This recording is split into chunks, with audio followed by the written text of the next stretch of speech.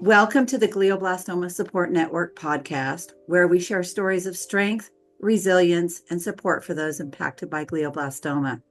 I'm Lisa Desautels, your host. Today, we're diving into a topic that remains unspoken in the intersection of grief, caregiving, and end-of-life care. This is deeply personal to me because I too lost my spouse to GBM, and as a result, I began turning my grief into advocacy as a part of helping my healing journey. And I'm here to connect with others walking through the similar paths. Today, joining me is Chay Johnson, a death doula and founder of Embracing Sunset. Chay provides compassionate support to individuals and families navigating end-of-life transitions. Welcome, Chay. Thank you so much for having me, and good morning and good afternoon for the East Coasters. My name is Chay Johnson, and I'm an end-of-life doula serving the community of Las Vegas in person, and I also offer virtual consultations for people outside of Vegas. Excellent. Thank you, Chay. So part of my experience as being a caregiver when my spouse was diagnosed with glioblastoma, there were a lot of challenges that came up in caregiving. First, I was the primary provider for income and maintaining our house. We had a lot of family that didn't understand the disease, and so there were lots of emotional challenges, just realizing what the diagnosis was and the challenges we were facing.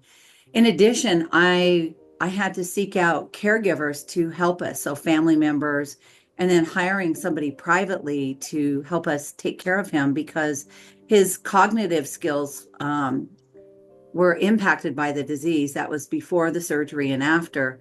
And so he couldn't be left alone. So there was those issues. And then, of course, other challenges were trying to sleep at night when he was waking me up every 2 hours. So we had to find solutions. And so those were the challenges. And then, of course, after he passed away, there's a lot of other issues that show up, which is part of the reason that the Glioblastoma Support Network formed. Was there were, a private group of 100 plus women that I connected with that helped me navigate that journey. And so, realizing that other people are going to need those same resources, the Glioblastoma Support Network was actually found. And part of that was making sure that caregivers had support that was, a caregiver kit during the journey to help, the cognitive issues. What day is it, with a memory clock or a gait belt or other things necessary in being a caregiver. And so, Chay, why don't you share with me what inspired you to become a death doula?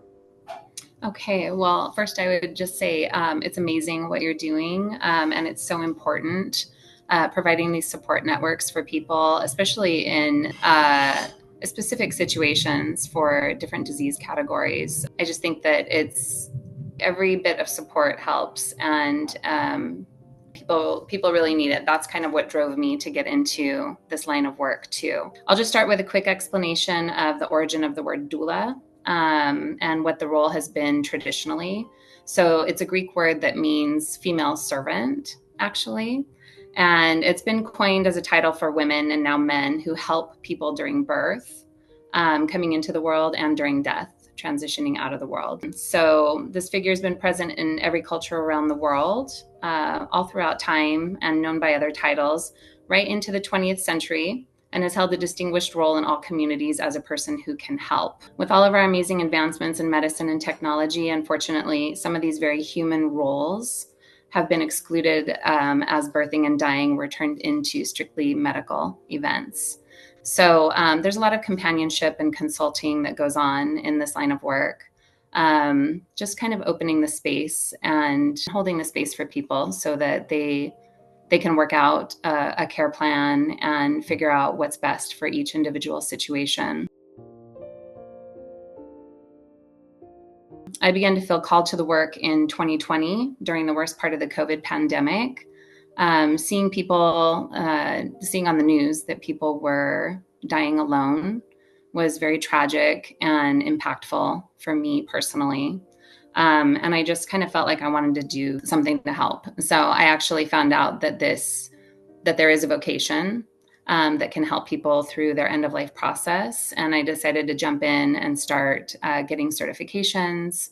I've been through a couple of different programs. I started volunteering with 2 local hospice organizations here in Las Vegas. And the hard data was also very impactful for me. So when I started learning about the baby boomer population in our country, we've got about 10,000 baby boomers turning 65 every single day in our country. And we are actually in what they're calling the peak 65 zone right now. From 2024 to 2027, we've got an average of 11,400 people turning 65 every single day. So with 63 million boomers, that's about a fifth of our population in the country. You can see that there's a huge elder care crisis. There are just not enough hands to help. So all hands on deck. I wanted to be hopefully a part of the solutions, at least in my local community, for as much outreach as I can do. An end-of-life doula is a non-medical service. So we are not an alternative to medical or hospice care, but we can be an integral part of that care team. I'd like to mention also there are doulas who do 100% of end-stage care. But typically we serve as part of a care team. And also there are doulas who are career nurses or have some sort of medical background that they draw on in their doula work. But the doula's role is mostly non-medical for the most part. Jay, how can families better prepare emotionally and practically for end-of-life moments? I really encourage people to start having the difficult conversations as early as possible. A lot of people think that, it's kind of out of reach. It's not something they need to think about, or they wait, until there's a terminal diagnosis. And depending on how quickly things move, sometimes it's just too late to start making those decisions because everybody's caught up in the emotion. So I really encourage everyone to start having the conversations, open up discussions about death and what our final wishes are, while we have the time and emotional space to really think about it and process it and get it written down. I encourage people to have a family meeting to get together, their main caregiver, their main family circle, and have an open discussion once they have their plan written down. That meeting is really important to make sure that everybody's on the same page, and to deter people from getting into arguments and unnecessary debates over what they said, what they didn't say, what their wishes would be, what they wouldn't be. It really helps a lot. Releasing fear around death is a big topic. I would love for people to read more, watch documentaries and movies, go to workshops, retreats, or therapy that have a focus on the acceptance of aging and death, because it's a natural part of life. There are so many amazing tools available to us in this age of information that can help us move past the fear and move into a place of acceptance. One last thing was understand that loss and grief are a normal part of life and a fundamental part of our collective experience. I heard a motivational speaker once that connected their audience members by asking, how many of you have experienced a tremendous and painful loss? And pretty much all the hands in the audience went up. And then they said, look around you and understand that no matter what you have been through, the person next to you understands that pain. And I'm paraphrasing, but you get the idea. Grief and loss make us feel alone, but they are part of what make us human and part of what connects us. That's some really good examples. I mean, it visualizes that very essence of you're not alone, because they're all experiencing that for sure. So what resources would you recommend for families and caregivers in this environment where they're dealing with a terminal illness like GBM in those different phases of that disease? So there are lots of practical preparations and resources that people can get to. I know that we're going to list some of them in the notes here for the podcast. I had put together a little compilation of resources that I think are very useful and important. Some practical preparation is start preparing early, wills and trusts, advance directives, and your after and death funeral plans, after death and funeral plans, to ease the burden on your loved ones later. A lot of people seem to think that if they've done legals and financials, that their work is done, and that's absolutely not where it ends. There's a lot of other things that need to be addressed. Creating an end-of-life care plan, knowing what you want is the first step toward having a better death. And there are many circumstances that we will not have control over as things are occurring. That can be medical events. It can be the staff, the doctors that you're working with. It can be safety issues that govern whether or not you can be home. But simply having a plan in place can ensure that at the very least, everyone, like your family, your medical team, and your caretakers, at least starts on the same page. And that's a really important point for people to take from this. I would have to agree. I had some similar challenges because not everybody was on the same page. During our journey, the kids were living in a different location and trying to find a neutral party because there's a lot of emotions going on. We decided to get somebody that was neutral to help us guide through those last stages there, and seeking out help to, be a place where it was neutral so people could have that relationship one-on-one. And that was one of the things that I noticed because it was so high stress, high emotions going on, and only through the care of a third party did it help us navigate individually during that challenge. There were a lot of things going on for me, and I had personally, challenges of what to do about, the legal stuff, the personal stuff, the family stuff. And so I leveraged the resources of those in my support group to actually help us navigate that and put those task lists of things that you can do, because when you're dealing with end of life, it's highly emotional and you can't really think logically about the process. So having a checklist, for example, was one thing that we, if I just had a list of what to do, it might be easier. But, caregiving can feel very isolating. But I guess I want to say there's communities like the Glioblastoma Support Network that actually understand. People stay in there after their partner or their loved one has ended life, and they continue on to help guide others. So knowing about a death doula is huge, huge, because I'd never even heard of it prior to my experience. And, I suffered many losses prior to my spouse passing, and I didn't have any time to think about anything. I just had to be on task to make sure things were taken care of.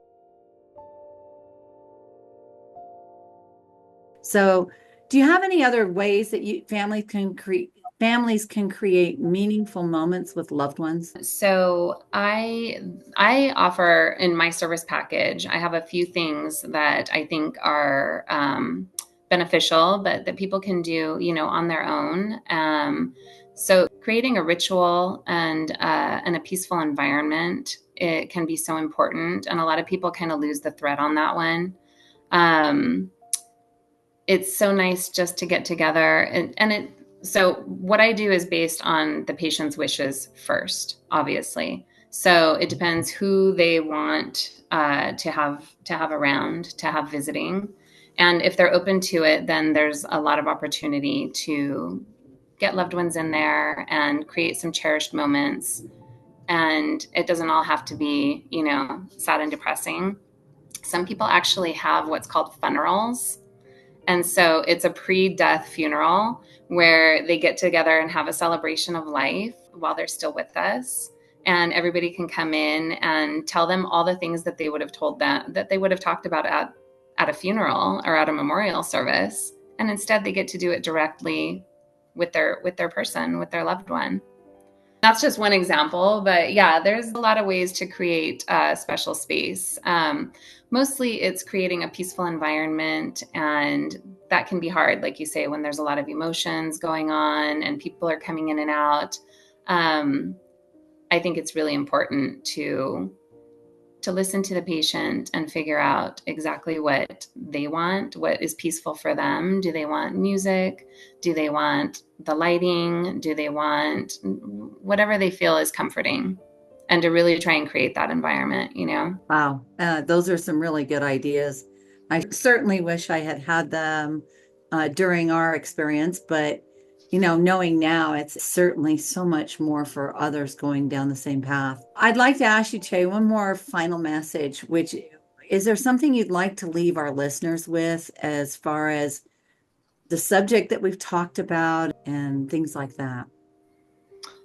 Just like I said, I think the most important thing from my vantage point, what makes my job easier is if people start having the discussions. Because as a death doula, probably the biggest obstacles that we're facing are people's lack of acceptance and their lack of forgiveness. So acceptance and forgiveness are probably the two biggest themes that we're working with, and that's with a patient, with their loved ones, with the people who are coming to visit. There's a lot of stuff going on there that people want to work through. And that's probably one of the biggest objectives of the work, is getting people to that point if they feel like they're ready. And yeah, just to have those conversations and start making their plans, because it makes things so much easier for your loved ones, for your medical staff, for yourselves, just all the way around. And then if I get called into a situation and people they've already moved into a sense of accepting what is happening and they're ready to actually put together a care plan, it makes it so much easier for me to orchestrate my work. And you being the main caregiver, you understand how hard it is. That's already a full-time job. Correct. So then trying to put together all of the other moving parts of the care team can be almost impossible for some people. So yeah, just knowing when to reach out for help, and knowing that there's a lot of help out there. There's a lot of organizations, and don't try to do it alone. So many people try to do it alone, the caregivers, and don't look around. Whether you call somebody like me in or not, look around and figure out who's available to help, who in your family, who in your neighborhood, who from the church, and local organizations can help, and try to put together some sort of schedule that works for you. Excellent. Those are definitely points that really hit with me. Definitely do.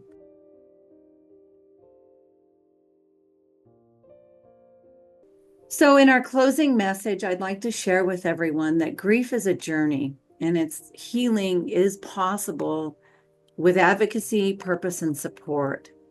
The Glioblastoma Support Network provides sources as you get through the symptoms and diagnosis and the treatment, and then the end of life things that happen, because it's always different for everybody else.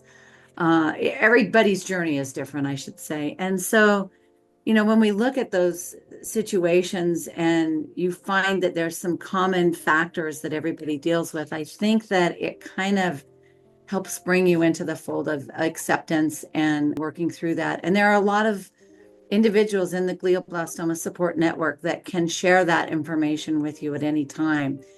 I'd like to encourage those in this journey to visit the Glioblastoma Support Network.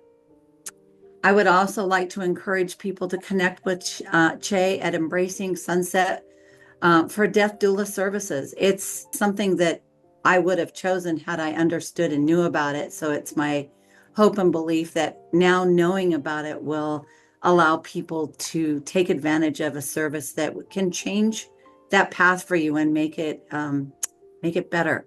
I encourage listeners to subscribe and share with our podcast. Chay, is there one final message you'd like to leave with our listeners before we wrap this up? Just that we're also going to include in the resources organizations that have death doula listings that are local to you. So check those out if you're interested in death doula services. I think we're going to put grief.com in there that has a lot of great resources for grief and grieving. And yeah, just don't go at it alone. That's my message for everyone. I would agree with that 100%. Thank you, Chay. For me, I want to remind our listeners that hope and healing is possible, even when you face a loss. Advocacy in our community can be incredibly powerful, but finding tools and purpose and connections after grief are really important. I specifically went to Soaring Spirits for widows and widowers. I also went to Grief Share at our church to help me navigate the grief because it was so sudden when everything happened. And of course, connecting to others that understand your loss. Those things they're imperative to process your grief. To our listeners, thank you for joining us today. We hope that today's episode has provided some comfort, understanding, and inspiration. If you're looking for support, please visit the Glioblastoma Support Network at www.glioblastomasupport.org. For more information about death doula services, you can connect with Chay at Embracing Sunset at www.embracingsunset.com. Be sure to subscribe to this podcast and share it with anyone you feel might benefit from these stories. Until next time, take care and remember you're not alone. Thank you. Thank you.